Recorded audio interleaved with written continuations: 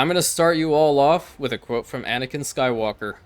This is where the fun begins, because we're about to get ready for an industrial island. Let's go.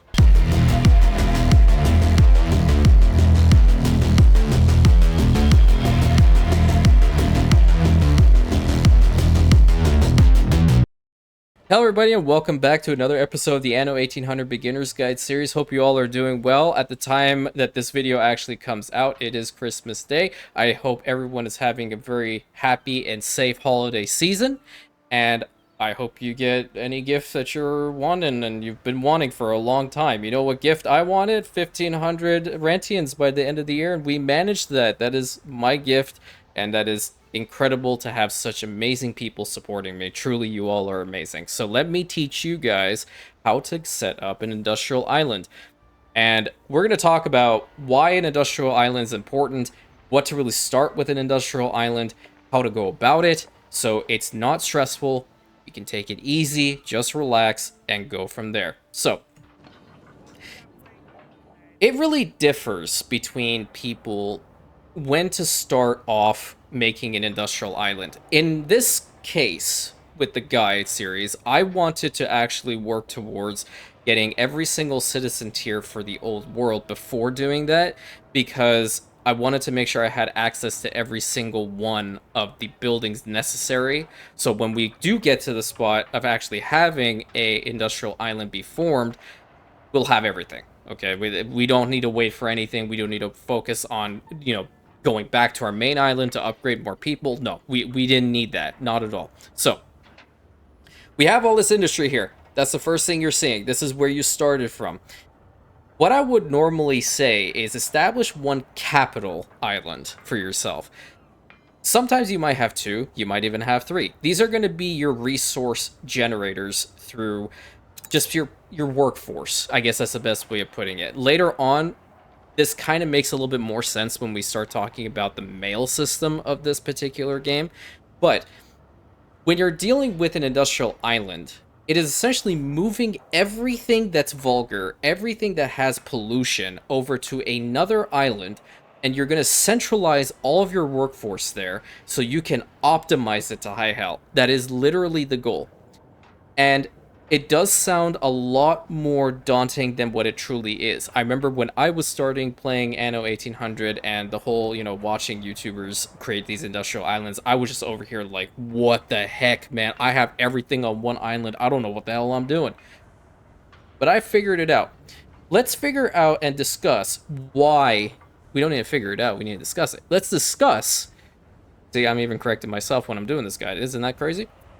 Let's discuss why you're going to need an industrial island when it comes to your citizens, though. If we click on this investor, you'll notice that his pollution debuff right over here, I like to call it, is at -3. He's not happy, okay? Because we have all this industry over here, and we're not providing him with every single one of the happiness needs that he requires, so he's not particularly fond of us right now, okay? He also does not like the fact that there was propaganda. Fun fact, that is a +0, so it's kind of supposed to be blue, but he's unhappy because, well, overall happiness is low just in general. So we kind of want to get rid of this pollution. Okay, that is a given, right? And the way to really do that is, first and foremost, you want to click on one of your warehouses, and you should go through every single one of the basic requirements your people need. Okay, and you go through each one. It really depends on how many of each particular workforce you have on your capital island. So in this case, it is indeed Roma. So we're going to go through that right now. We have fish, enough work clothes. We have enough sausages. We definitely have enough bread. There's beer for happiness needs for the lower classes, and to the artisans, we have canned food. We have the sewing machines, fur coats. All these are perfect. Spectacles are just fine. There's enough coffee coming in. There's champagne. There's cigars as well. And there's even chocolate if they really, really want it. So we're pretty good with all of these things, okay? Not too bad. The only thing that's a little bit problematic that I did notice was actually the light bulbs, which the light bulbs is at 210. So that's something that we would have to focus on probably a little bit sooner than normal, because we don't want to run out of light bulbs at all, okay? So we've established all of this. There is a riot. See, this is what you do. yeah. Great timing. Really appreciate you, game, for doing this to me. Yeah, isn't it fantastic? So We have all of this once more, and as you can see, I've actually gone ahead and paused the major chains here being the steel furnaces and the steel works themselves, because we don't need them here anymore. We want to shift them off. But as you notice, we have a whole bunch of resources still left here in the stockpile, and we need to get stuff to our industrial island. The very first buildings I recommend that you start working on when you get to your industrial island are going to be for the construction materials, because when you have enough of the construction materials, you'll know where to get them. Okay, they're going to be constantly working over there no matter what. All right, so you'll be able to actually set routes carrying, timber, bricks, steel beams, the windows, and reinforced concrete in that order, or any order that you want to put it, and direct it towards an island. They're going to constantly make sure that your stockpiles in those islands are top tier perfection, so you can build whatever the heck you want, right? So that means you're going to go to the routes here. Okay, we right now we actually have two ships on this route. We have a schooner, and we also have our flagship that are working to bring those particular materials over. And now, with that all being said, we can actually get rid of some of these buildings because we're not going to need them, right? So I already went ahead and paused these furnaces, and we're going to get rid of them ASP. That's actually a Gold Rush reference. If you guys watch Gold Rush on Discovery, it's actually a pretty cool show. And my favorite character is Tony Beats. I call him a character because, Lord, that man is funny. And we are also going to get rid of the steelworks over here because we don't need them. Okay, it's done. That time is done. And absolutely not, you are not going to colonize anywhere without me saying so. Additionally to that, we can also get rid of the reinforced concrete because, again, we don't want to be making this stuff over here anymore. And if we go over here to the pollution, we'll still notice that we're pretty high up. It's minus 105, and the vulgarity is coming from all the things surrounding the piggies. We want to also get rid of all of that stuff. We are good when it comes to the sewing machine factory, so we're actually going to get rid of this thing as well. And we definitely have enough brass in there from last I checked. So we're going to get rid of the brass smelteries as well. We're going to keep the cannery running. We're also going to let the goulash keep running as well, along with the windows, because that's really not causing negative attractiveness. But what is going to be this motor assembly line and this heavy weapons factory. This one, the dynamite factory, even though it does utilize tallow, it's not a dirty job. I say that in air quotes. So you can keep this running. And obviously, if you do still have the champagne cellar running, this is totally fine to keep on your main island over here. You don't have to really worry about that. All of this, we're going to move later on, along with these charcoal kilns, because we don't want them here. But the fur coat dealers, they're totally fine to stay here. Just because they have that little smoke coming out of the stack, it does not mean that they are actually producing any form of vulgarity or pollution. The other thing that we're going to definitely have to get rid of is going to be all these pig farms. And we essentially want to get rid of all the farms on our main capital island anyway, because we want to essentially build this population to essentially encompass this entire island. That is the goal, okay? And we want to make sure we do that. So, with your routes already set, with the industry that you no longer need here, let's head on over to the industrial island you have selected. And for our purposes, we have chosen Ultramar. Now, I know I had talked about this a little bit in the previous episodes in picking an industrial island, but I want to go over it again because this is actually devoted. This episode is devoted to actually getting a industrial island setup going. There's a couple things that you want to actually look for when actually setting up an industrial island and choosing one, actually. Let's start off like that. When choosing an industrial island, I typically like to go with ones that have pretty decent shorelines, and shorelines that are capable of actually transporting the goods that I require all the way over to my capital islands or other islands that require assistance. So in this case, Ultramar has a really nice shoreline in the front here. And what I've actually utilized is not only the docklands. If you do, again, have docklands, this is where you're going to want to put it. Fun fact, you would want to actually put the docklands close to your main harbor area so the ships actually go here. In my expert campaign, I built the most massive, most beautiful docklands complex that no one ever uses besides Captain Tobias, that only shows up once every 20 minutes. Oh, I'm not upset about it at all. The next thing that you're going to want to have is a commuter pier because you're going to need the workforce from your other islands to actually come here to work. This is essentially like your downtown industrial quarter. This is where everyone's coming. And don't worry, there's never going to be any lag time when it comes to these. The only thing you have to be worried about is if this thing catches on fire, then you're going to have a workforce error here. And then all these things are actually going to be in the negatives with the workforce requirement because this building needs to stay active, all right?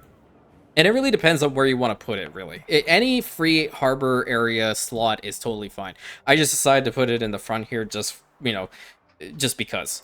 So the other things that you're going to want to look for are, again, the shores, and we want to set up a pretty decent size oil distribution system and storage. So we have essentially devoted this whole shoreline over here to the small oil harbor and a whole bunch of oil stores around it. And you guys can tell I'm crazy because they're all facing the same direction, and it is mirrored on both sides, right? It's just not in the middle of the actual shore over there, but we're not going to talk about it. An industrial island, if you want it to be very successful, you're going to need a lot of oil because you're going to be putting power plants across this thing like no tomorrow. So that means that your New World oil routes to your industrial island are going to be crucial for its success. The next thing that you really want to look for just in scouting for potential industrial island are the deposits, and not so much the fertilities. The deposits are going to be a little bit more important because I feel like you can just find another island that's relatively flat and just, get as much of these particular fertilities going as possible. So like for our purposes, Capua is fantastic because it has red pepper, it has hops, it has the vineyards, great fertility. It's fantastic, right? So this is an excellent island to keep that going. So you really want to focus on the deposits. And in this particular situation, we have 2 iron, 2 coal, 1 zinc, 1 copper, and 2 limestone. This is literal chef's kiss, right? Literal chef's kiss, because we want to make sure we have all of these particular sources. And you can go ahead and optimize them, and they're absolutely not. You can even break your trade agreement with me too. I don't care. What we have here is the incredible trifecta right here for our goods. We have these 2 that are going to be fantastic for the steel. We have these 2 that are going to be fantastic for the brass. And we have this one that's perfect to later make reinforced concrete. So we're solid. And you want to try to build the roads to make sure you have everything connected, because this allows you to have a little bit more of a visual on where your expansion path is going to be going with all these particular chains here. So what I actually started off doing is setting up the furnaces and then the steelworks over here. I personally feel that these ones are going to be like the most important ones to start out with, because your main early game building block is going to be timber and steel beams, especially if you, like, for example, want to bring stuff over here and go ahead later on and upgrade all these workers. You're also going to want bricks, so there's going to be bricks over there as well. So these 3 are going to be very important at the beginning of the game to actually get this stage upgraded to the next level of citizen tier. Following that, windows and reinforced concrete, because they're faster, you don't really have to worry about them as much. But one thing that you're going to have to focus on is getting this set up and actually going over here to blueprint mode and setting up your power plants. So notice that we have a decent quarter over here, right? With a whole bunch of dirt roads, you'll notice that this power plant is not getting every single one of them. That's not good, okay? We want to try to make sure that we have every single one, at least almost every single one of them, actually connected with electricity. If you do not want to actually utilize power plants here on a massive scale, I will tell you that there are definitely items that you can put in the trade unions that every single building within its radius will actually be powered with electricity. So you don't actually need to focus as much on the oil routes supplying this spot, but you will need it for other spots, okay? Because it's kind of a waste, in my opinion. If you do have the Seats of Power DLC, which essentially adds the Palace and Palace Administration to your game, there is a setting in there that allows you to have a 4th item slot for trade unions and town halls. Okay, if you have that, then I would recommend actually placing a item in there that would help out with electricity needs. That would help you out significantly. Because this is gonna if you don't get enough oil in here, your power plants aren't working, and this is all gonna slow down. All right, it's gonna go to the base values. So this is gonna take 30 seconds, unless you actually have specialists in here. This one's gonna take 45 seconds, and it's just gonna be hell, right? So what we want to do essentially here is, let's say for all intents and purposes, we do not have the Seats of Power DLC, and we do not have the capability of actually having a third or fourth item slot for our trade unions over here. We need to figure out where is the best spot to put this power station. And if we put it right here, right, it'll connect a decent amount of them, but it's not going to get every single one. Like, it is barely touching this, and that is not going to actually make this thing have electricity. It needs to actually have one tile on it in order for this particular building to have electricity. If we look at the furnaces, on the other hand, almost half do not have the electricity. This one would have it, and this one would have it, but these ones on the side do not have it. Always remember that if you upgrade your roads to paved roads, they actually increase the radius of these particular services, which is fantastic. So we're going to go ahead and upgrade every single one of these. And on Industrial Island, this is where you're going to really have to focus on these things, because now that particular power plant that we put down is now going to power every single one of our furnaces and our steelworks all the time, right? That's what we want to see. Over here, on the other hand, it's not reaching it because, again, the position of this power plant is in a way to focus on these two. This kind of does result sometimes in having a lot of power plant spam, but for the most part, we can always move these guys to make it more effective for this particular power plant to function. So that's why I actually built this quarter, and now we're going to get rid of it so I can show you what would be a nice setup to actually have around a trade union. So we're going to stick to the blueprint mode, obviously, and focus on this. So we want to make sure that this is actually hugging the other ones. So like if we put it here, it's not going to work, and if we put it here, it's not going to work. But if we put it one tile further towards us in this particular sense, we can put it down right over here. We don't really want to cut off this power plant at all, because we're going to have to get train tracks to it, and that's where we're going to work on as well here. But we need to build up our brick factories. So I think, for all intents and purposes, we should have around 6. 6 brick factories are pretty solid, okay? And we'll just keep it like this, right? Oh, look at that. One little bit right over here hanging up. And we're going to connect this all with paved roads, because we actually do have enough bricks in here so far. The only thing this island does not have is actually bricks, so that's the only thing that it sucks at. But apart from that, you know, it's totally fine. And we're going to link these all up, because now this power plant is going to power these guys too. So now it's powering all 3 of these, and that's what we essentially want to see. But we have to make sure that there's enough oil getting to this particular power plant, and we're going to need to make sure it's going to remain constant, okay? So remember when we talked about the whole electricity thing, we're going to have to start making the double tracks. So what we'll do is we're going to fan it out from here, and we're essentially just going to hug this side, right? We're going to hug over here as well. So we want to make sure that the trains can actually get to this as quickly as possible. And as you continue to expand your industrial island, your train tracks are going to also expand as well. So before I actually build this side, I'm going to go over here to the farmers really quick, and I want to put down a warehouse for these guys. I will actually go ahead and I'll put 2. There we go. I'm just going to cover the bases as much as possible. So then we're going to go ahead and not link it up unless you choose to do so. You can definitely do that if you want. But we're going to have a double track right over here, and we're essentially just going to build as much as possible to the oil harbor down here.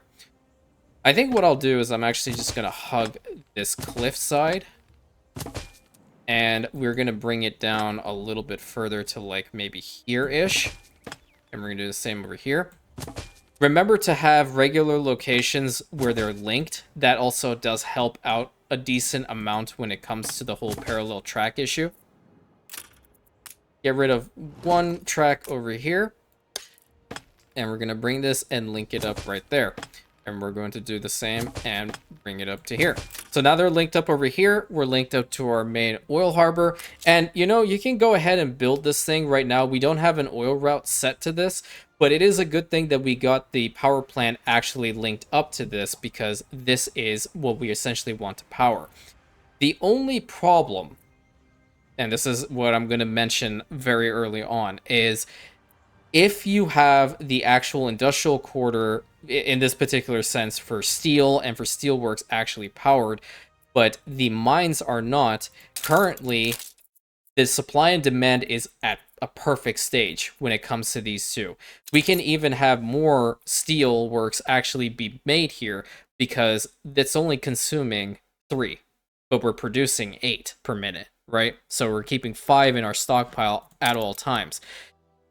There are, when it comes to trade unions and actually optimizing your mines, in this particular situation, this is like the gold standard right here. One trade union is capable of powering 4 mines. That is incredible. Normally, what you will see is a situation like this, where you have 2 mines and 1 trade union.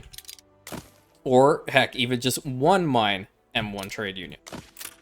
This is not fantastic. This, if you can get this situation going, ooh, my God, it makes me feel some kind of way. I don't know about you. Because there are definitely specialists that you can put in these trade unions to not only significantly boost the amount that's coming out of it, you gain bonus resources, and you can even get a guy that's going to give you gold and oil every time you extract something out of her. So this is what I'm saying, like, when you actually get into playing with specialists, it's so much fun.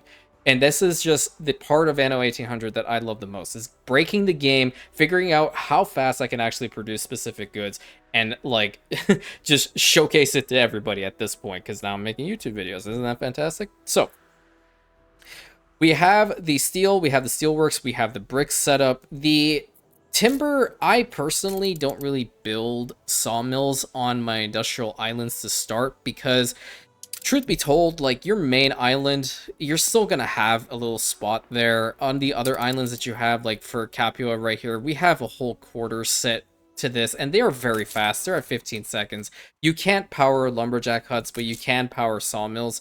So I typically just, you know, keep them off. I figure it's just a little bit easier on myself and for everybody. So, like, for Masina, I didn't actually do that. I just pretty much, you know, ferry in the resources as needed. So that's one island that doesn't have anything there. But the next thing that we would want to try to figure out is, how do we get the windows going? Because the windows are going to require the glass to actually make, along with the wood. So that's why, if you do not have the Docklands DLC, then you're going to have to import those particular goods in. And the setup is relatively the same. You want to try to find a spot that's going to really work well for you. So in this particular situation, we can have a trade union be right over here close to this main road, and we can go ahead and build the blueprints for the window makers around it. Remember, if you want to see exactly where to put what, to make sure that this whole radius is actually going to be covered in those particular chains, just go ahead and actually build this up. And there you go. You actually get the little influence bonus. What does that do? You might ask yourself. Well, the optimization actually reduces maintenance costs by 6% as head manager. And then the captain of industry reduces it by 10%. So the more trade unions they actually build, the better it's going to work for you when it comes to the influence. Same thing happens when it actually comes down to the culture, the expansion, with the trade and military, all these things, fantastic bonuses. Always make sure to check it out. Like world leader, that's what you want to work towards. We're almost close to unifier, so we'll have a flat 100 workforce wherever we go. This is actually a really good thing to also have too for an industrial island. Just a free 100 is fantastic. A free 200 is even better, you know? So let's go ahead and put the blueprints down for this, and we want to make sure that blue is really showcasing itself to us. So we have 4 over on this side, and we can just go ahead again and copy this 4 and put it over here. It will not highlight blue if you're copying like that, but do note that if it's like an even distribution like this, it will work. And what we want to do here is, because there is an empty space in this spot, we want to definitely utilize it without cutting off the trade union entirely. So we're going to put 2 more of these window makers right in here. And that's 10. That's 10 window makers, and you still have room for more. Let's see how many we can actually fit in here. This, and this. Perfect. We even have space on the other side of the road if we want to utilize it. So we'll build as many as we possibly can. And I believe that's all she wrote. We could actually put one here if we move this over, because there's a whole bunch of space over in this side as well. But look how many of these window makers you can actually put in here. That's a lot, okay? And that's what you really want to do. You're essentially... What the purpose of an industrial island, apart from just moving off all of your industry, is you want to essentially build a complex for the future. Now, one thing that I noticed here is this one actually is not connected via road to anything. That's a problem. It will tell you that you will not be able to reach this spot. So, in this particular situation, what you can do, if it doesn't kill your eyes to look at it all the time, push one of these guys back so you actually have enough room. And that little piece right there that's connected to the building is just sufficient enough for it to function. And we're just going to connect it up there. So we now have the window makers all set up. The only thing that's remaining is the reinforced concrete, which again, it's a fantastic idea to have the steel already working in here, because notice we're going to need the furnaces to produce the steel to actually get the concrete factories going. And the same rule applies. Put down a trade union, put down the buildings around it, as many as you possibly can, because you're going to want to optimize them as much as you can. That is so important. But you'll notice this power plant doesn't reach it. Even if we were to connect it via road, I can safely say that this power plant is not going to power up this entire spot. It's just not. There's no way it will. You're going to have to build another one. So another one could be placed over here. And if we want to try to get this mine to actually have some power, we can try to position it in a spot where it's actually going to work. The only thing that's working to our disadvantage at this stage, or at least in this spot rather, is the fact that we do actually have a double road going through here. Not a problem. I just decided to do something like that to showcase, like, this is my main area of, you know, this is where my workforce is going to go to and from, okay? But we're going to go ahead and upgrade every single one of these roads to paved roads. And now we're going to try to put down a power station and see where can we actually put this that's going to power every single one of these window makers and that mine at the same time. Dual purpose. And we can even have the reinforced concrete be relatively close too. So we're going to go over here and we're going to put this thing down right over here, because this power plant is now going to power this mine, and it's actually going to go further down here, so it'll do a lot more, and it's going to power every single one of these window makers, and they are going to be so damn fast, it's unbelievable. I'm talking about, like, you probably can get into, like, the single digits in order to make some windows, man. It's crazy. In my expert campaign, I actually utilized windows for a long time to actually put into the docklands, sell for a whole bunch of good items, base items, to actually make more of these. And the specialists are really cool, because they'll even give you some bonus stuff every now and then. And again, because we have a new power plant, we're going to have to make sure that the trains can get to it. So because of its position, we're actually going to build the tracks over here. So we'll have one set up like so, and then we'll have another track. We can either connect it here, or we can do a double track like over here, and we can connect it here anyway. And that just helps, again, with these parallel track issues, because you really want to try to get as many trains active as possible. So you don't want them being like, oh my god, I can't get to the power station, what do I do? You just build the tracks, make it a lot easier for yourself. So we're also going to get the reinforced concrete stuff placed, and we'll go ahead and just put the trade union right here. We really don't need to go anywhere else. We can push it further back over here if we so please. That way we won't have to worry about that road as much anymore. Oh, that's great. Love to see it. That one of my tankers was destroyed because probably Jean decided that he wanted to be angry with me. Alright, that's fantastic. Oh boy. Just trying to make a guide. Simple, easy guide. The game tells me it hates me every single day. But yet I'm an addict. I come back. So we're going to go ahead and build a trade union right over here, and I'm just going to go ahead and start off by at least building a road connection right over here to this particular trade union, and then we're going to put down the concrete factories. So you'll notice the concrete factories themselves are a lot larger, so indeed what I will do is actually move them one over here. I'm going to get rid of this road, and I'm going to put a road going here and one going here. So then we'll be able to put down probably a decent chunk. I don't want to put them like right here facing this direction, similar to these ones, because I don't want to block this spot off. So I'm going to go over on this side, and the train track is definitely doing me a disservice, so I might actually move that in time for the next episode when we see a couple of these things actually built.